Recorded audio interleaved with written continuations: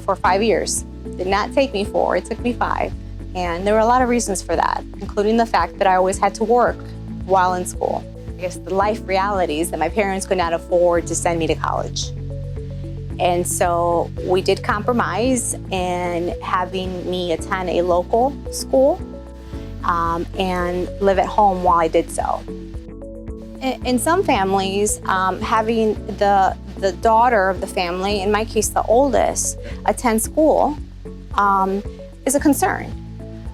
Some of the expectations are that you would be at home helping and, maybe even potentially getting married and raising your own family. But I had other goals in mind.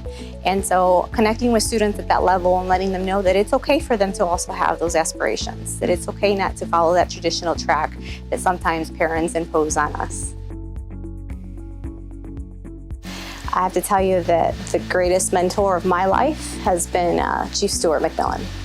He's a driving force of what you see here today, but also for me personally has been tremendous in the sense of giving me very direct, candid advice. As a matter of fact, one of the first books he had me read when I started working with him was a book called Radical Candor, because he wanted to be sure that I was going to be comfortable with his directness. And that's actually served me very well. I believe young people should be open to receiving criticism and not take it as an attack on you personally or your values or who you are morally as a person, but take it as an opportunity for you to grow and flourish in whatever profession it is that you're seeking out. Take criticism. A lot of folks say take criticism with a grain of salt. No, take it in. If somebody had the courage to give you that criticism, it's likely because they want to see you develop and advance. A class that I wish I would have paid closer attention to and was more engaged with would have been finance, economics, and accounting.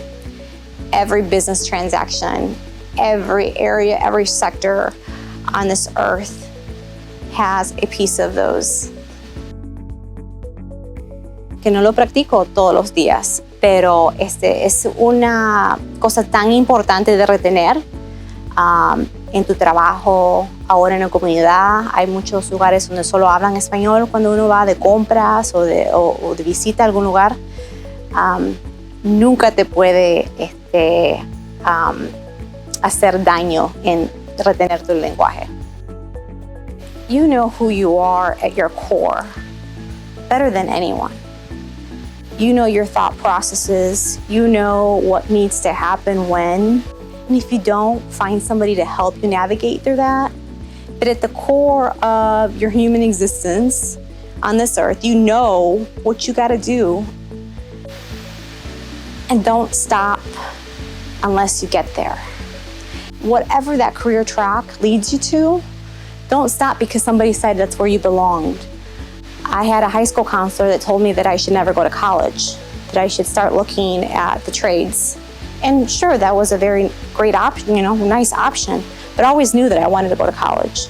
And I didn't let that conversation with that one person change my track.